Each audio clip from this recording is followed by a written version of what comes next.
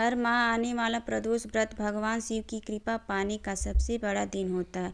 शुक्रवार को पड़ने वाले व्रत को शुक्र प्रदोष व्रत कहते हैं। इस दिन किए जाने वाले प्रदोष व्रत से सुख, समृद्धि और सौभाग्य का वरदान मिलता है। प्रदोष व्रत की पूजा शाम के समय प्रदोष काल में की जाती है। यह प्रदोष सूर्यास्त से लगभग 1 घंटा पहले का समय होता है, जो प्रदोष काल कहलाता है। धार्मिक ग्रंथों के अनुसार प्रदोष व्रत करने से भगवान शिव शंकर की पूर्ण कृपा प्राप्त की जाती है। इससे जीवन में किसी प्रकार का अभाव नहीं रह जाता। इतना ही नहीं, समस्त आर्थिक संकटों का समाधान करने के लिए प्रदोष व्रत अवश्य करना चाहिए। इस व्रत के प्रभाव से हर तरह के रोग दूर होकर बीमारियों पर होने वाले खर्च में कमी आती है। भगवान शिव को ज्ञान और मोक्ष का दाता माना जाता है, अतः अध्यात्म की राह पर चलने वाले को प्रदोष व्रत अवश्य करना चाहिए। प्रदोष व्रत की कथा। एक नगर में 3 मित्र रहते थे, राजकुमार, ब्राह्मण कुमार और तीसरा धनिक पुत्र। राजकुमार और ब्राह्मण कुमार विवाहित थे। धनिक पुत्र का विवाह हो गया था, लेकिन गौना शेष था। एक दिन तीनों मित्र स्त्रियों की चर्चा कर रहे थे।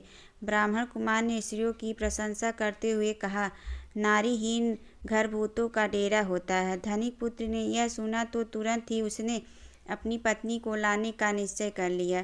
तब धनिक पुत्र के माता पिता ने समझाया कि अभी शुक्र देवता डूबे हुए हैं, ऐसे में बहू बेटियों को उनके घर से विदा करवा लाना शुभ नहीं माना जाता। लेकिन धनिक पुत्र ने एक नहीं सुनी और ससुराल पहुंच गया। ससुराल में भी उसे मनाने की कोशिश की गई, लेकिन वो जिद पर अड़ा रहा और कन्या के माता पिता को उनकी विदाई करनी पड़ी। विदाई के बाद पति पत्नी शहर से निकले ही थे कि बैलगाड़ी का पहिया निकल गया और बैल की टांग टूट गई। दोनों को चोट लगी, लेकिन फिर भी वो चलते रहे। कुछ दूर जाने पर उनका पाला डाकुओं से पड़ा, जो उनका धन लूट कर ले गए। दोनों घर पहुँचे, वहाँ धनिक पुत्र को सांप ने डस लिया।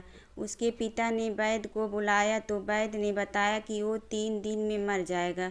जब ब्राह्मण कुमार को यह खबर मिली तो वो धनिक पुत्र के घर पहुँचा और उसके माता पिता को शुक्र प्रदोष व्रत करने की सलाह दी और कहा कि इसे पत्नी सहित वापस ससुराल भेज दे।